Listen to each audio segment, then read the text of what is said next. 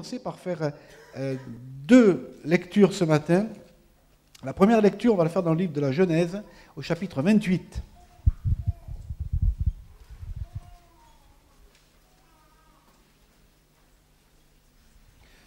Genèse, chapitre 28.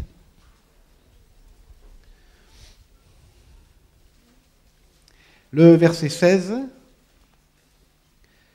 Jacob s'éveilla de son sommeil et il dit « Certainement l'Éternel est en ce lieu, et moi, je ne le savais pas. » Et puis on va faire une deuxième lecture, si vous voulez bien, dans le livre de Jérémie, au chapitre 12.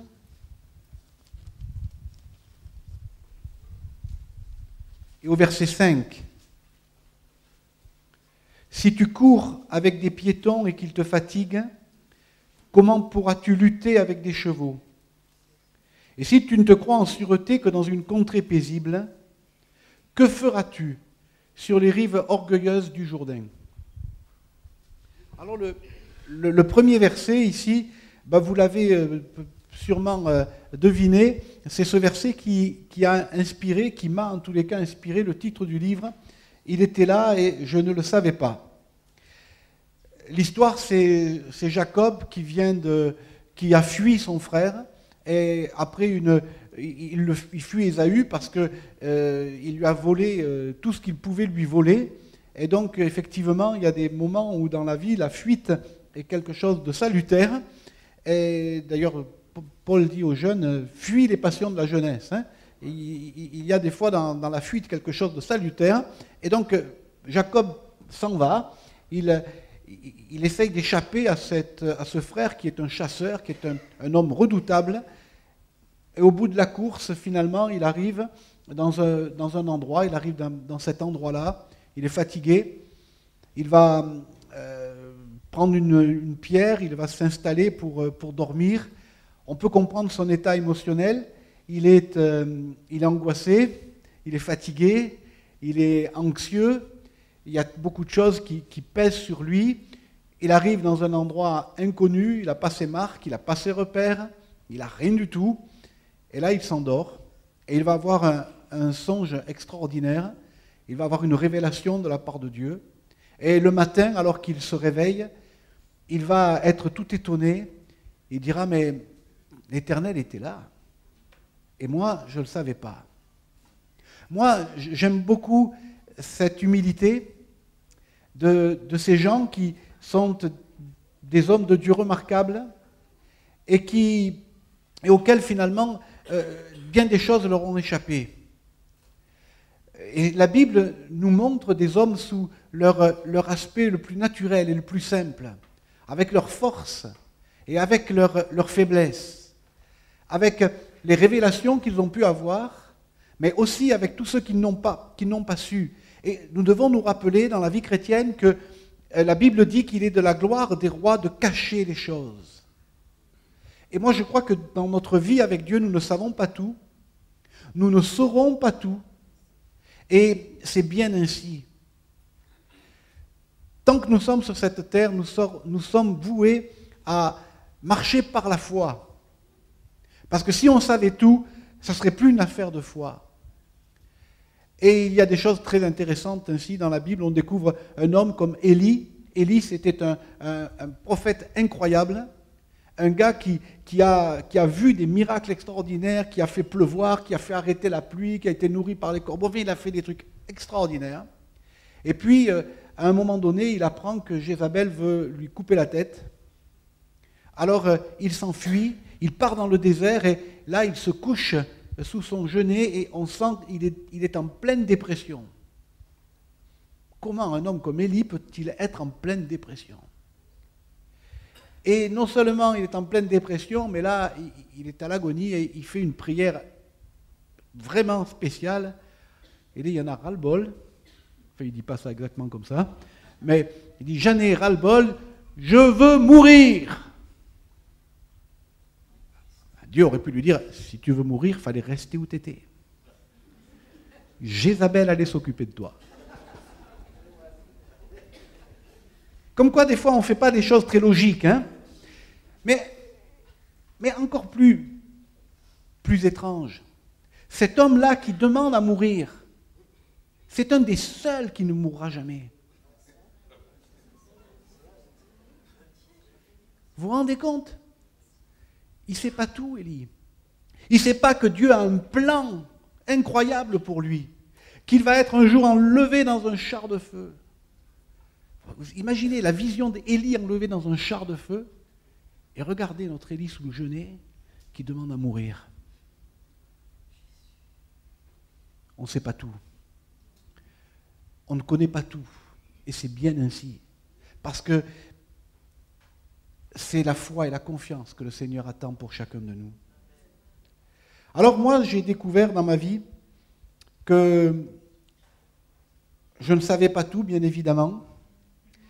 Et j'ai écrit ce livre en partie pour tous les chrétiens qui se posent des questions.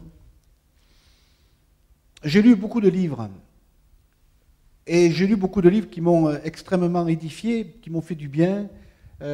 Voilà, telle personne était malade, grave, condamnée, et puis elle a prié et Dieu l'a guéri. Alléluia. C'est formidable. Et on peut écrire un livre, et c'est un bon livre, et il y a plein de livres comme ça. Mais moi, j'ai remarqué que c'était plus difficile de se remettre d'une prière quand Dieu dit non. Quand Dieu dit oui, on se remet bien d'une bénédiction, vous ne trouvez pas? Enfin, moi, c'est ma constatation.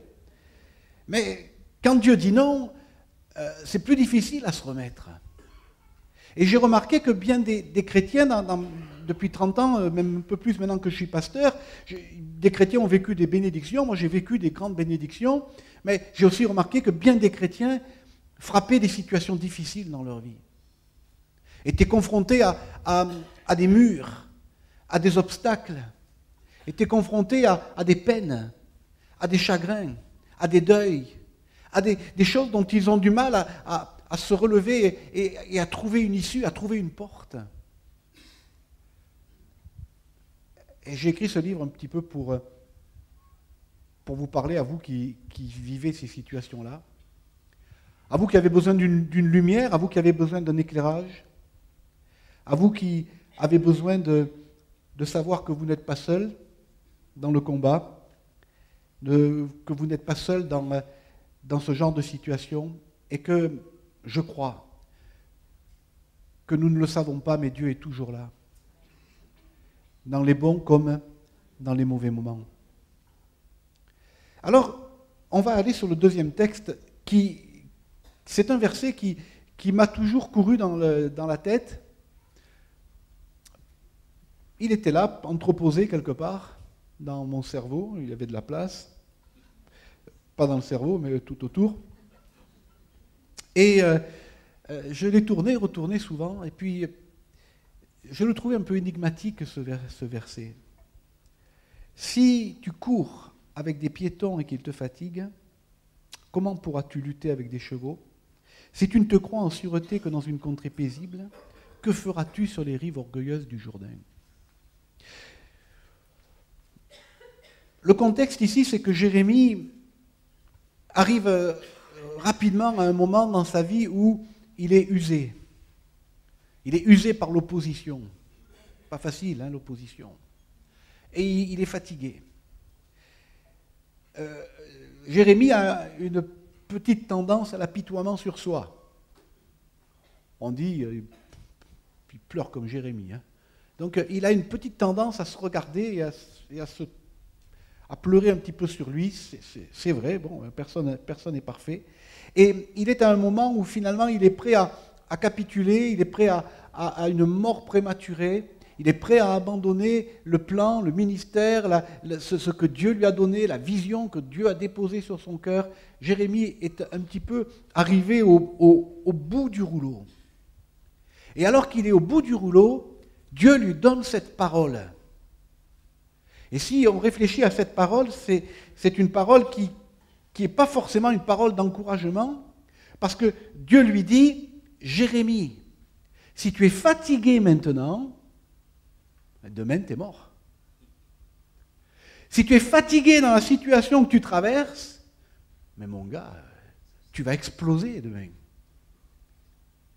Ce n'est pas vraiment une parole d'encouragement, c'est une parole pour éveiller chez Jérémie un sentiment de rébellion.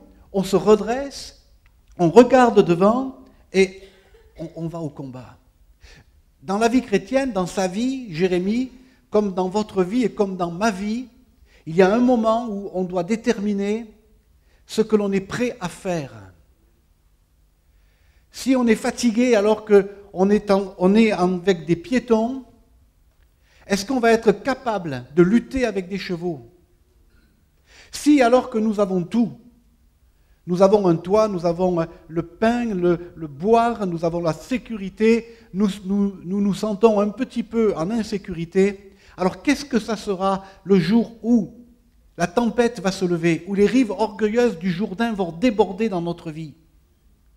Ce verset nous avertit en quelque sorte, cet avertissement de Dieu vis-à-vis de Jérémie lui dit qu'il va y avoir des luttes et il va y avoir des combats futurs, qu'il faut se préparer, que l'on ne peut pas se contenter du statu quo dans sa vie chrétienne, que l'on ne peut pas se contenter d'une situation tranquille et dire « tout va bien, je vais bien là ». Dieu nous dit, attention, un jour, tu vas marcher auprès des rives orgueilleuses du Jourdain. Un jour, tu vas te trouver à devoir lutter avec des chevaux. Je ne connais pas beaucoup de gens dans leur vie qui ont traversé leur vie sans rencontrer une situation très difficile. Tôt ou tard dans sa vie, on rencontre un obstacle. Tôt ou tard, on est atteint par le départ d'un de nos proches, atteint par par une maladie, j'ai pas connu beaucoup de gens qui arrivent en fin de vie en n'ayant laissé personne derrière eux, en n'ayant pas été frappés par quelque chose. Et la bonne question, c'est à savoir, si je suis fatigué alors que tout va bien, comment je vais m'en sortir quand ça ira pas bien? Comment je vais m'en sortir quand le vent de la tempête va se lever? Et à un moment, il faut prendre une décision. Est-ce que je me contente du statu quo ou est-ce que je veux être prêt d'affronter les chevaux, prêt de marcher sur les rives orgueilleuses du Jourdain? Moi, dans ma vie, j'ai dû prendre cette décision à un moment précis de ma vie. C'était au mois d'octobre 2000. C'était un lundi. Et le jeudi d'avant, j'avais enterré mon épouse, morte à 46 ans d'un cancer. Et ce lundi-là, je le redoutais depuis longtemps. Enfin, pas ce lundi-là spécialement, mais ce jour-là, ce moment-là, je le redoutais depuis longtemps. 6 mois auparavant, le médecin m'avait dit que mon épouse était condamnée, qu'il n'y avait rien à faire. Donc on a traîné dans les hôpitaux, opération sur opération, enfin bon, passons. C'était compliqué. Et le 9 octobre, mon épouse est décédée. Je voudrais vous dire que la mort d'un chrétien, c'est quelque chose de difficile, hein, comme la mort de tout être humain, de tout homme et toute femme. Je voudrais vous dire qu'on a une espérance, celle qu'un jour on reverra qu'ils sont dans le ciel. Moi, j'ai eu l'impression que cette espérance, dans ce moment-là, elle a été plus réconfortante pour ma femme que pour moi. Parce que elle est partie auprès du Seigneur dans la paix, aspirant à retrouver celui qu'elle avait tellement aimé. Et avec le recul, j'ai finalement appelé ces choses la victoire des vaincus. Bien sûr que la maladie l'a emporté, Mais la maladie a emporté quelqu'un qui a été vainqueur. Quelqu'un qui a gagné le prix. Alors les hommes peuvent dire, ouais, la maladie a gagné, le diable peut dire, oui, j'ai gagné. Mais en fait, il se trompe. Parce que le but de la vie chrétienne, ce n'est pas de vivre 90 ans ou 100 ans. Le but de la vie chrétienne, c'est alors que nous quittons cette terre, c'est de se retrouver avec Jésus. Et il ne faut pas l'oublier dans notre société. Il ne faut pas l'oublier dans notre monde. Moi, je remarque que très souvent, l'évangile aujourd'hui est annoncé un petit peu comme on annonce un article multi-usage, avec « venez et tout va arriver d'une manière formidable ». Venez, vous allez gagner ici, gagner là. Alors on vient à Dieu, Seigneur, moi je voudrais que tu me trouves un mari, Seigneur, moi je voudrais que tu me trouves une épouse, Seigneur, je veux trouver un job, Seigneur, il faut que tu me trouves une maison, Seigneur, il faut que tu me guérisses, Seigneur, si. Et je crois que Dieu peut faire tout ça. Je le crois et j'ai vu Dieu faire tout ça. Mais si on vient à Dieu uniquement pour ça, on se trompe. Les premiers chrétiens qui suivaient les disciples, qui suivaient Paul, ils ne se convertissaient pas pour avoir une meilleure situation sociale. Ils se convertissaient pour avoir une bonne résurrection dans la présence de Dieu. Amen. Pour un jour être dans la présence de Dieu, pour avoir une espérance qui allait au-delà des choses de cette terre. Et c'est ce qui a toute sa vie dirigé Paul. Il dit, moi, ça m'est égal d'être dans l'abondance, d'être dans la pauvreté, dans la nudité, couvert, dans le froid, dans le jeûne, avoir tout. Ça m'est égal parce que ma vie, elle n'est pas là et ma relation avec Dieu, elle n'est pas là. C'est Christ qui est ma vie. Et il va même jusqu'à dire, la mort m'est un gain. Il y a un gain à la mort. Avant de vous dire ça, il a fallu que j'avale la pilule. Hein. Mais il y a un gain. Il y a quelque chose qui est gagné, c'est la victoire des vaincus, de ceux qui se retrouvent dans le ciel pour l'éternité. Le but de la vie chrétienne, c'est le salut de notre âme. Et merci Seigneur si entre-temps, tu nous combles de bénédictions. Mais Dieu a le droit de dire non. Nous prions et nous supposons qu'il n'y a qu'une seule réponse acceptable. C'est oui. Mais Dieu a un panel de réponses. Il peut te dire non, il peut te dire attends, patiente. Il peut aussi te dire oui. Ainsi, moi, quand j'ai su que mon épouse allait mourir et que ce long chemin, quelque chose a commencé à se passer dans ma tête. Qu'est-ce que tu vas faire? J'avais 4 enfants. La plus petite avait 12 ans. La grande avait 20 ans, tous les 4 à la maison. Qu'est-ce que tu vas faire? Comment tu vas t'en sortir? Et insidieusement, le diable a semé des idées en moi. Et l'idée qui est arrivée au top one, c'était, tu fais ce qu'il faut, les 3 grands ont 20 ans, 18 ans, ils n'ont pas besoin de toi. La petite, tu la mets avec la grand-mère. Toi, tu vends tout et tu disparais. Tu t'en vas dans un pays lointain, personne ne te connaîtra et tu laisses tout tomber. Plus entendre parler de rien, tu disparais. Et cette idée, vous savez, elle était là, toujours en arrière-plan. Et je savais qu'à un moment donné, j'allais faire un choix. Je devrais faire un choix. J'enterrais mon épouse et c'était un jeudi, le vendredi, le samedi, il y a toute la famille qui est là et on n'a pas le temps de se poser 1000 questions. Le dimanche, on est parti avec les enfants au culte sur Cannes, dans ma famille. Et puis le lundi matin est arrivé, les enfants sont partis,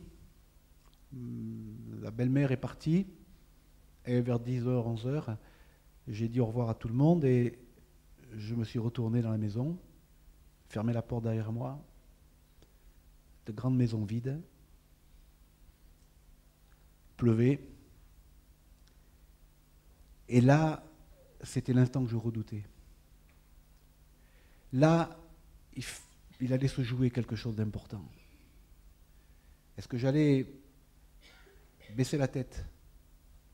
Est-ce que j'allais faire faillite? Ou est-ce que j'allais relever le défi? Et il y avait une pression dans cet endroit-là. Je me suis mis dans le salon et j'ai commencé à pleurer. Tout se relâcher, commencer à pleurer, à prier. Et j'étais pas seul. Il y avait le diable. J'étais pas seul, il y avait Dieu. Et j'étais déchiré dans le combat. Avec cette voix qui me disait, mais quitte tout. Il s'était passé un événement. J'étais en Haïti au mois d'avril. Et alors que j'étais en Haïti au mois d'avril avec un pasteur qui m'avait accompagné de France, j'étais à Gonaïves. Et là, on était en train de visiter un pasteur français. Et on a pris un temps de prière ensemble. Et alors qu'on était tous les trois en train de prier, il y a une pensée très claire qui est venue dans mon cœur. Cette pensée me disait exactement ceci: des nuages noirs vont s'amonceler sur ta vie et tu vas être étiré. Tu vas être étiré en tant qu'homme, en tant que mari, en tant que père, en tant que pasteur. Et je te relèverai.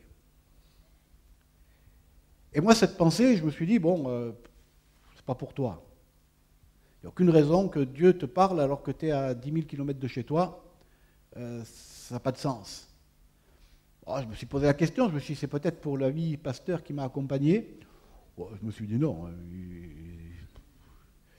Dieu pouvait très bien lui parler en France. Alors je me suis dit, mais c'est sûr, c'est évident, Dieu saisit notre passage pour que je parle à ce frère, le missionnaire en Haïti.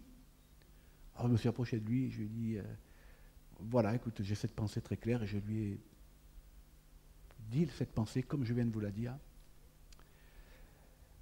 La réalité, c'est que lui, il n'a jamais vu les nuages noirs arriver, mais moi, oui. C'est comme ça, des fois, avec les pensées que Dieu nous donne, hein, surtout si elles sont un peu... Alors on aime bien les redonner à quelqu'un d'autre.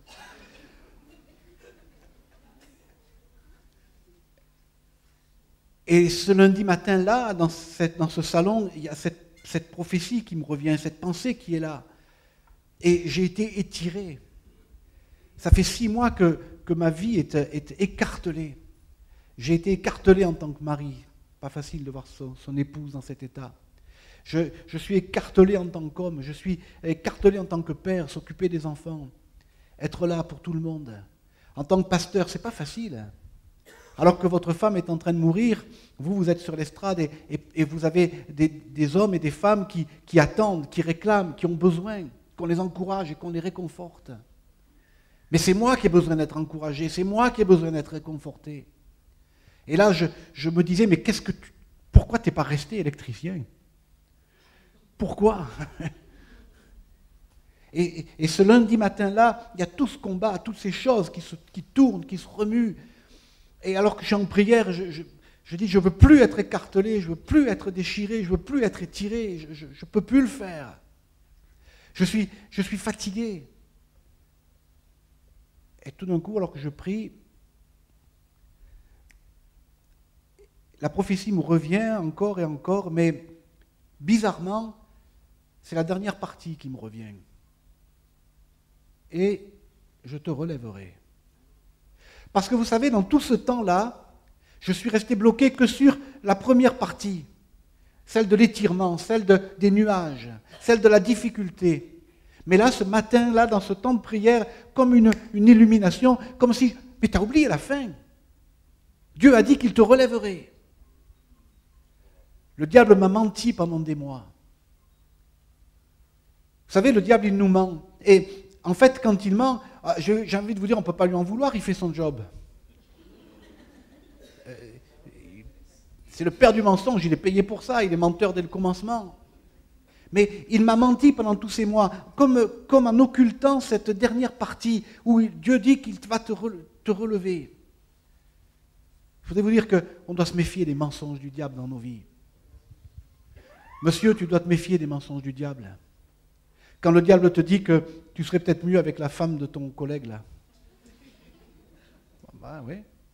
Quand tu es tenté en pensant que tu es marié avec la mauvaise personne, que sûrement une aventure avec cette femme-là te comblerait. Quand il te dit que tu peux être devant ton ordinateur à regarder des choses infâmes, que ça n'a pas de conséquences, il te ment. Il te ment lorsqu'il te fait croire que tu peux te mettre en colère impunément.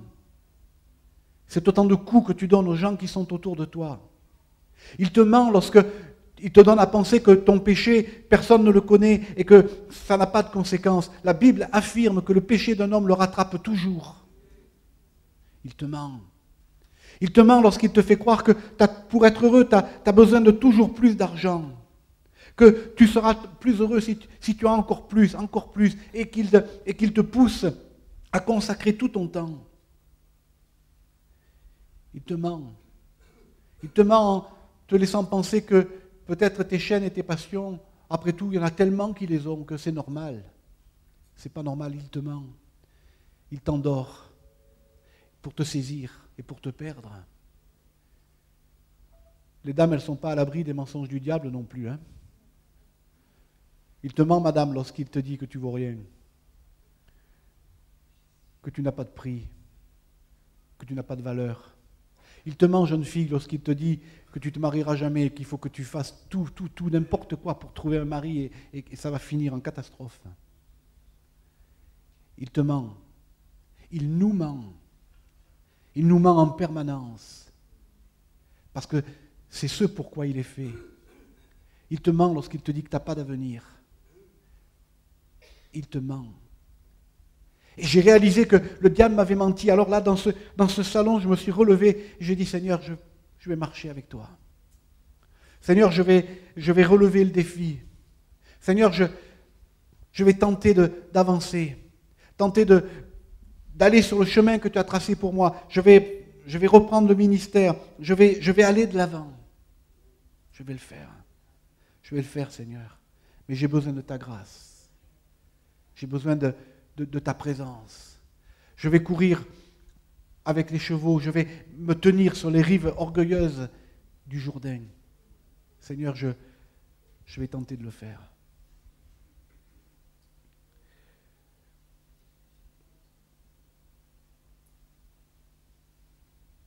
Le Seigneur ne nous appelle pas à marcher avec les piétons. Le Seigneur ne nous appelle pas à nous sentir en sécurité que lorsque tout va bien. Le Seigneur nous appelle à élever nos standards, à aiguiser nos armes, à mettre de l'huile sur le bouclier. L'apôtre Paul nous le dit, il nous dit, revêt les armes de Dieu. Prépare-toi pour le jour du malheur. Je ne suis pas un prophète de malheur. Je ne vous souhaite pas le malheur. Je vous souhaite de traverser toute votre vie en marchant sur des pétales de rose et avec des lunettes roses. Je vous souhaite tout ça, mes amis. Mais au fond de moi, je doute que ce soit réalisable. Je doute que ce soit réaliste. Alors, comme on a un peu de temps,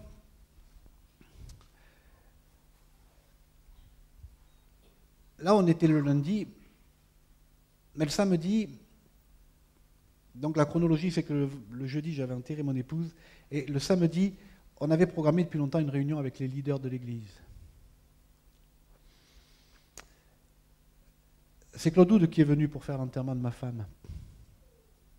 Donc il était là le vendredi, et je lui ai dit, demain j'ai la réunion avec tous les leaders, je vais déléguer ça à quelqu'un, je ne vais pas y aller. Il me dit, non, il faut que tu y ailles.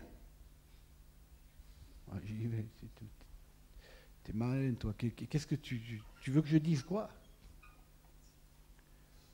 Il a toujours de bonnes idées, lui. Pas d'où il les sort, mais... Il me dit, dis-leur tout ce que tu ne regrettes pas. Je lui ai dit, mais moi je regrette tout. Moi, je me retrouve seul avec mes enfants, je regrette tout, là, je te le dis. Hein. Non, non, il me dit réfléchis. Alors j'ai réfléchi. Et finalement, il avait raison, il y a des choses que je ne regrettais pas. Je regrette que le téléphone sonne là, mais n'oubliez pas de rallumer votre téléphone en sortant de l'église. La première chose que je n'ai pas regrettée dans tout ça, c'est d'avoir été un homme fidèle.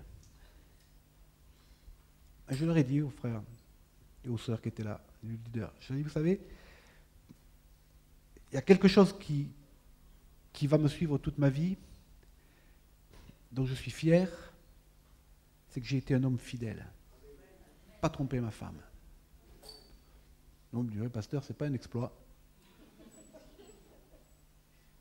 Je suis d'accord avec vous, c'est la normalité, mais la normalité, elle devient de plus en plus rare.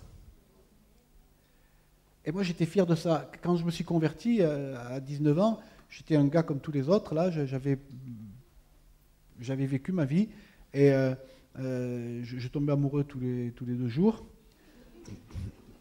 Ma mère, elle disait que j'avais un cœur d'artichaut, une feuille pour tout le monde. Et alors, j'avais un souci, c'était que je me disais, mais est-ce que tu vas être capable d'aimer une femme toute ta vie, d'être fidèle? Et quand je me suis converti, ça a été pour moi l'objet de mon questionnement et de mes prières. J'avais trouvé que Job avait fait un pacte avec ses yeux, alors j'ai dit, ben moi je vais faire pareil. Et on va essayer d'avancer, puis je suis tombé amoureux de mon épouse, on s'est mariés. Et là, devant 22 ans après, alors que c'est fini, ça me fait du bien de savoir que je ne l'ai pas trompé, de savoir que j'ai été fidèle. Ça me fait du bien. Je suis fier de ça. Et vous savez, je crois que si, à ce moment-là, j'avais dû rajouter la culpabilité, je crois que j'aurais mort sur place. Hein. Et ça a été quelque chose d'important. Je voudrais vous dire, vous peut-être vous qui êtes mariés, la fidélité, c'est quelque chose de formidable.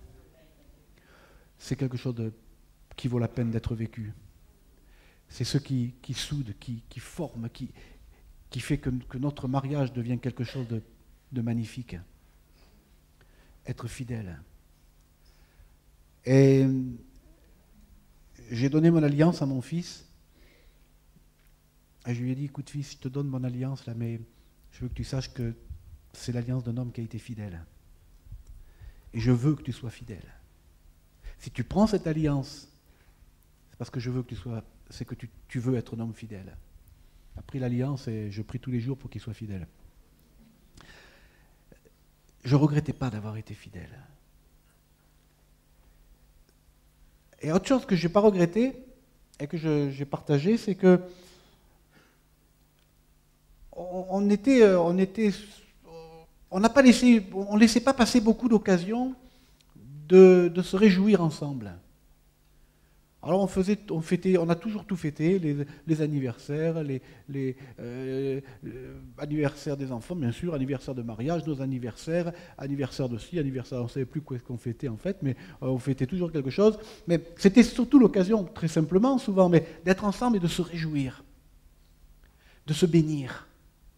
Il y a tellement de couples aujourd'hui où j'essaye de ramener des couples sur le chemin d'une vie normale et la femme me dit, mais vous vous rendez compte, mais combien de fois j'ai entendu ça ces derniers temps, vous vous rendez compte, il a oublié mon anniversaire. Oh, ça arrive, hein, il a oublié mon anniversaire. On me tourne vers le gars, tu as oublié son anniversaire. Ah oui, tu es occupé. Je dis, mais tu ne peux pas oublier son anniversaire. C'est l'occasion de vous bénir, c'est l'occasion de... voilà, mais c'est pas important, on passe à autre chose. Non, non, c'est important. C'est important de se bénir lorsqu'on est en couple. C'est important de se dire que l'autre a du prix, que l'autre a de la valeur, qu'on est bien à être ensemble. Ces moments où on était tous ensemble, ou quand j'étais qu'avec mon épouse et qu'on partait pour 2 jours quelque part, mais c'était tellement bénissant. Tellement bénissant. laissez pas la vie vous absorber tellement que vous n'avez plus le temps de dire à l'autre que vous l'aimez. Que vous n'avez plus le temps de lui prouver que vous l'aimez par un geste, par un petit cadeau, un bouquet de fleurs, un petit mot laissé sur le frigo, un texto, quelque chose. Mais faites-le, bénissez-vous. Parce qu'après, c'est trop tard. Parce que moi, là, devant le trou où repose ma femme, maintenant, les dés sont jetés. Là, il y a plus, je ne peux plus rien rattraper. Et je remercie Dieu de ce que j'ai été fidèle. Ne me prenez pas pour un héros. Hein. C'est pas vrai. Je remercie Dieu de ce qu'on n'a pas laissé passer beaucoup d'occasions de se réjouir et d'être ensemble. Puis il y a autre chose que je n'ai pas regretté, c'est de l'avoir donné à Dieu. On chante des trucs des fois et oui, prends tout Seigneur, oui, prends tout Seigneur. Ouais. Prends tout Seigneur. Prends tout. J'ai 4 euros, prends tout Seigneur. Ah, tu ne l'as pas pris? Prends-les, c'est à toi.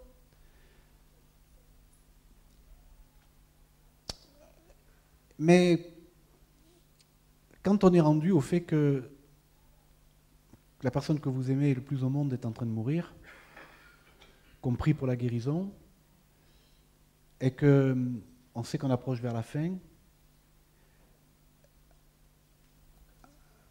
alors il y a 2 possibilités. Soit vous vous rebellez, soit vous abandonnez les choses entre les mains de Dieu. Et ce soir-là, on a fait la petite réunion de prière avec les enfants. Et je leur ai dit, moi ce soir, les enfants, je vais donner votre mère à Dieu.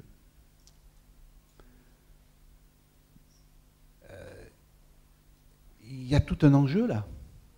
C'est pas que j'abandonne le combat, mais c'est que je ne veux pas lutter contre la volonté de Dieu. Alors je vais continuer à prier pour qu'elle soit guérie. Et quand elle va mourir, je ferai sortir tout le monde de la chambre et je vais prier pour sa résurrection. Mais en attendant, ce jour-là, je décide de la donner à Dieu. Seigneur, voilà, je te donne mon épouse. Et je l'abandonne. Et ce que tu feras, je vais l'accepter. Ce que tu vas faire, je vais l'accepter pour toi. Les enfants vont prier aussi dans ce sens-là. Et à partir de ce moment-là, ça a été comme un repos parce qu'on n'a plus fait de bras de fer avec personne. Seigneur, on prie pour qu'elle soit guérie, mais c'est toi. Et ce que tu vas faire, je te l'ai donné, elle est à toi. D'ailleurs, elle t'a toujours appartenu. Et tu n'as fait que me la prêter, je te la donne encore et encore. Bon, alors après, ça a été compliqué. Imaginez-vous se retrouver tout seul avec les enfants, le ministère, et beaucoup de larmes, beaucoup de pleurs, beaucoup d'angoisse, beaucoup de désespoir. Mais jour après jour, pas après pas, j'ai commencé à courir, à lutter avec les chevaux, à me sentir de plus en plus en sécurité malgré les rives orgueilleuses du Jourdain. Le Seigneur avait promis de me relever, et avec patience et avec douceur, il l'a fait. Oh, j'ai beaucoup pleuré. J'aurais aimé être plus fort. J'aurais aimé être plus costaud. J'aurais aimé, dans ces moments-là, traverser cela stoïquement. Et voilà, regardez, moi, le pasteur Barbuy, le vent n'a pas de prise sur moi. C'est pas vrai. C'est pas vrai. Et dans ces moments-là, Dieu m'a vraiment parlé par des versets de la parole de Dieu, comme celui que je citais hier dans le psaume 103. Dieu ne nous tient pas rigueur. Il sait que nous ne sommes que poussière. Il sait de quoi nous sommes faits. Nous sommes faits de poussière. Et dans ces moments-là, dans les moments où j'étais le plus bas, comme dans les moments où j'étais le plus haut, au bout d'un moment, cette pensée de la grâce de Dieu, parce que dans ce temps-là, j'ai découvert la grâce de Dieu. Il était temps. J'ai découvert que Dieu m'aimait de toute façon et de toute manière. Qu'il ne peut pas m'aimer plus et qu'il ne peut pas m'aimer moins. Que je ne peux rien faire pour qu'il m'aime plus et que je ne peux rien faire pour qu'il m'aime moins. Il n'aime pas le péché, il n'aime pas mon péché, mais moi, il m'aime absolument, il m'aime inconditionnellement. Alors quand j'allais pas bien, je dis, mais c'est pas grave, le Seigneur m'aime quand même. Et quand j'allais bien, je disais Alléluia, mais le Seigneur m'aime autant. Je me suis débarrassé de toute ganse de culpabilité, de honte et de peur. Et dans ces années de guérison, parce que ça a pris du temps, j'ai savouré la grâce de Dieu. J'ai compris cette grâce de ce Dieu qui nous aime jusqu'au bout. De ce Dieu qui a donné sa vie pour nous, qui est mort sur le bois du calvaire pour moi, et qui n'est pas là à compter les bons points et les mauvais points de ma vie, mais qui est là et qui me dit qu'il m'aime. Il m'a aimé avant même la fondation du monde, il m'a aimé alors que je ne l'aimais pas. Il m'aime en tout temps et il m'aime en toutes circonstances. Amen. Ça a été la révélation de ces temps-là. Et la louange et l'adoration, louer le Seigneur. Parce qu'à un moment donné, il ne reste plus que ça dans la vie. Quand votre doctrine, elle est envoyée en l'air, quand beaucoup de vos belles théories sont envoyées en l'air, il reste une chose. Louer et adorer le roi. S'approcher de lui, goûter à sa présence, goûter à sa paix, goûter à sa plénitude, sentir ses bras se refermer sur nous et nous amener plus loin. Je crois que Dieu n'est pas un Dieu de doctrine. Dieu est un Dieu de relation.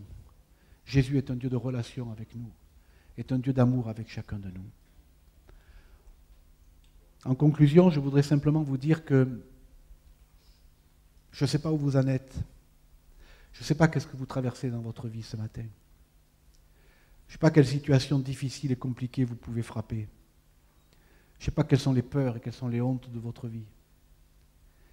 Mais je voudrais vous dire qu'il faut relever la tête. Qu'on doit se préparer au combat. Que vous devez accepter ce combat. Que vous devez vous lever dans la situation où vous êtes et dire « je refuse ». Je refuse d'être déjà à terre alors que finalement je ne suis qu'en train de courir avec des piétons. Je veux lutter avec les chevaux. Je veux être capable de marcher auprès des rives orgueilleuses du Jourdain. Seigneur, je ne veux pas accepter le statu quo. Je veux me fortifier. Je veux être fort. Je veux remporter la bataille. Tu es peut-être devant des choix, devant des décisions à prendre. Il y a des choses qui peut-être t'ont déchiré le cœur. Le Seigneur te dit, prépare-toi, arme-toi, aiguise les armes. La vie chrétienne, c'est une vie de combat, c'est une vie de lutte. Tu baisseras les armes quand tu auras atteint le port. Paul dit, et c'est quelque chose qui m'a toujours marqué, il dit, ça y est, j'ai atteint le port, j'ai gardé la foi. Moi, j'ajoute, j'ai atteint le port, ouf, j'ai gardé la foi. Comme si, par moments, dans l'âpreté du combat, sa foi avait pu être vacillante. Il a gardé la foi, il a remporté le défi. Ça a été un challenge, mais il a gagné. Il a pu lutter avec les chevaux et marcher auprès des rives orgueilleuses du Jourdain. Notre pays, votre Église a besoin d'hommes et de femmes qui courent avec les chevaux, qui luttent avec les chevaux, qui marchent dans les rives orgueilleuses du Jourdain, qui ne sont pas effrayés, qui n'ont pas peur, qui n'écoutent pas les mensonges du diable et qui bâtissent pour l'avenir, pour l'œuvre de Dieu. Ce matin, il y a peut-être un choix et une décision à prendre. Vous acceptez les chaînes, vous acceptez le péché, vous acceptez les mensonges du diable, vous acceptez de plier les chines sur ce que le diable a décidé et a dit de vous, ou vous décidez de vous relever, comme je l'ai fait dans ce salon, comme je l'ai fait ce fameux lundi, pour dire Seigneur, quel que soit le chemin, moi je mets ma main dans ta main et je vais de l'avant. Moi, je veux arriver au but et je veux remporter le prix. Alors le Seigneur vous prendra par la main. Oh, je ne suis pas en train de vous dire que tout va être rose et tout va être facile. Le Seigneur n'a jamais dit ça. Il a dit qu'il serait avec nous tous les jours jusqu'à la fin du monde. C'est tout. Il n'a pas dit je serai avec vous de temps en temps, ou il n'a pas dit je serai avec vous quand tout est facile, non, tous les jours, dans les bons comme dans les mauvais moments. Et c'est peut-être ça qu'il faut saisir ce matin. Et je voudrais vous encourager parce que c'est un livre d'encouragement. Aujourd'hui, je suis là devant vous, j'ai repris le ministère, bien sûr, je ne l'ai jamais arrêté d'ailleurs. Je me suis remarié, je suis tellement heureux avec mon épouse. J'ai une petite fille qui a 7 ans et demi, qui est mon trésor incroyable. Même si je passe ma vie à amener les uns à l'école, mais bon, passons. Je suis heureux Le Seigneur bâtit des choses, le Seigneur nous amène plus loin. Oui, il y a un avenir, il y a une espérance, il y a des projets de paix et non de malheur. Il y a quelque chose pour toi. Mais ce matin, il faut que tu prennes une décision. Baisser la tête, être fatigué, ou te lever et courir et lutter avec les chevaux. Amen.